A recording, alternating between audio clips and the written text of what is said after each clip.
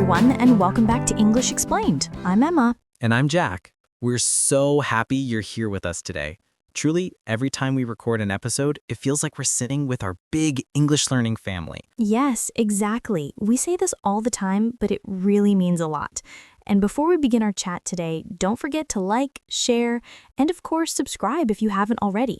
Your support helps us grow and create more helpful content for you. Absolutely. Every like and comment tells us, hey, we're learning. Keep going. Thank you so much. So, Jack, today's topic is super important. We're talking about how to train your mouth and your mind to speak English naturally. And this is one of the biggest questions students ask. Oh yeah, I hear it almost every day. People say, Jack, I understand English. I can read it. I can watch movies.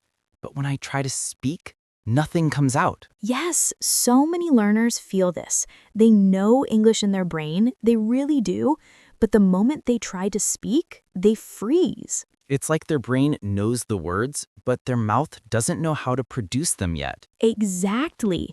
And today, we're going to explain why that happens and what you can do about it. And don't worry, everything we share today is simple, practical, and something you can do at home. Okay, Emma, let's start with the big idea. Why can someone understand English but not speak it? Because speaking is physical.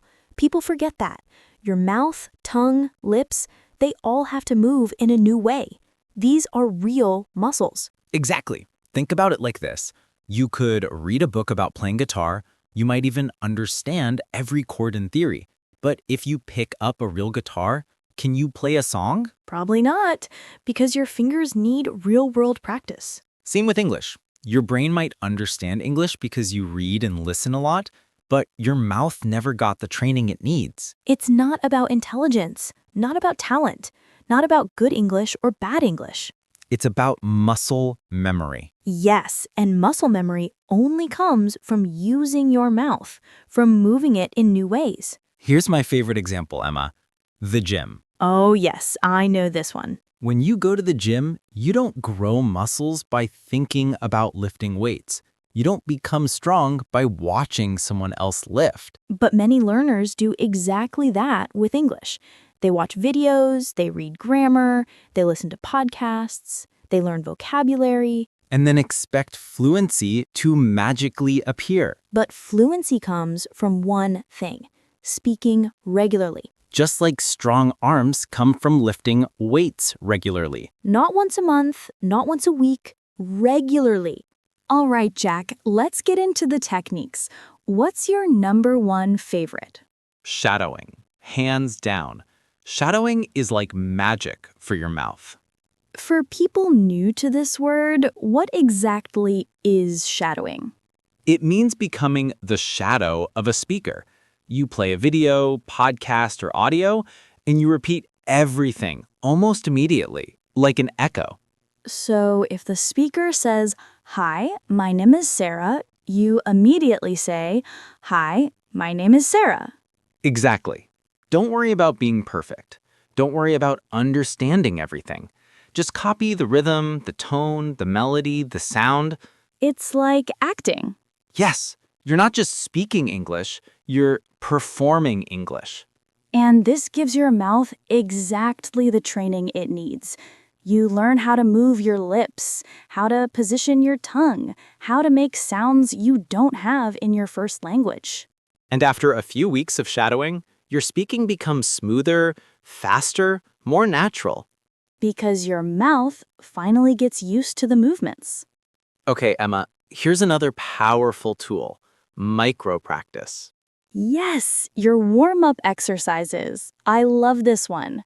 People believe they need long practice sessions, but actually, small daily practice is more effective. For example, you can say short phrases every morning. I'm ready. Let's do this. I can do it. Good morning. Thank you. Exactly. These simple phrases wake up your mouth in English. They remove the stiffness. And the way you say them matters. Say them loudly. Say them happily. Say them slowly. Say them fast. This builds emotional connection. and muscle memory. Okay, Jack, now we're entering my favorite zone, speaking out loud when you're alone. Oh yes, the most underrated technique ever. People don't do this because they feel silly. But honestly, the best English practice happens when nobody is watching. You can talk about your day, what you're doing, what you're thinking. For example, I'm cooking dinner right now. This coffee tastes amazing. I need to clean the kitchen today. Or describe things. This is a blue cup. My phone is on the table. Just speak. Make noise in English. Open your mouth. It doesn't matter if you make mistakes. This is your private training room. Okay, Jack, this is where many learners struggle. Thinking in English. Yeah, people here think in English and imagine something impossible. But actually, it's simple. You don't think big thoughts in English at first. You start with small things. Yes, when you see water, think water. When you're tired, think I'm tired. When it's hot, think it's hot. No translation, just small English thoughts. Over time, these small thoughts become small phrases, like, I need to buy food. The weather is nice today. I should call my friend. And soon, your brain starts using English automatically. That's when fluency really begins. Now, let's talk about immersion, living in English. Many learners think they must travel to an English-speaking country to improve.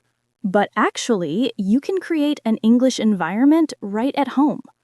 For example, change your phone to English. Watch short English videos. Follow English Instagram pages. Read English memes. Listen to English music. You surround your brain with English, not studying, living. The more English your brain receives, the more natural the language becomes. Jack, this next one is massive and often ignored. Consistency. Yes, many learners study hard for 1 week, then disappear for 2 months. Language doesn't grow that way. Even just 5 minutes a day is enough. Truly. The aim is to not break the chain. Small daily practice beats huge occasional practice. This part is close to my heart.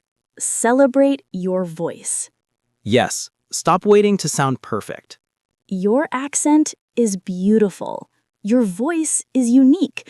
Your English doesn't need to sound like someone else's to be good.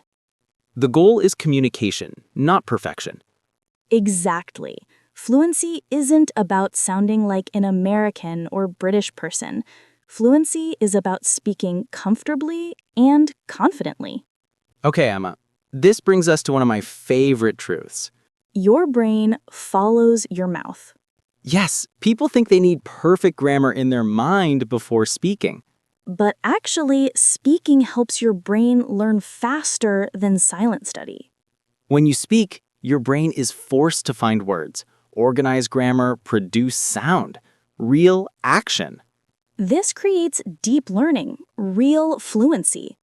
Jack, this has been such a powerful conversation. I hope everyone listening feels inspired. Me too. Remember, train your mouth. Train your mind. Speak daily. Think small. Be consistent. Celebrate your voice. And trust the process. You don't need perfection, just daily practice. Exactly. Your English future is built today, not someday. So keep going, keep practicing, and keep believing in yourself. Thank you so much for joining us today on English Explained.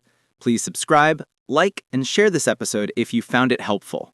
And leave a comment telling us, what English phrase will you practice today? We love hearing from you. See you next time. Bye, everyone. Keep speaking.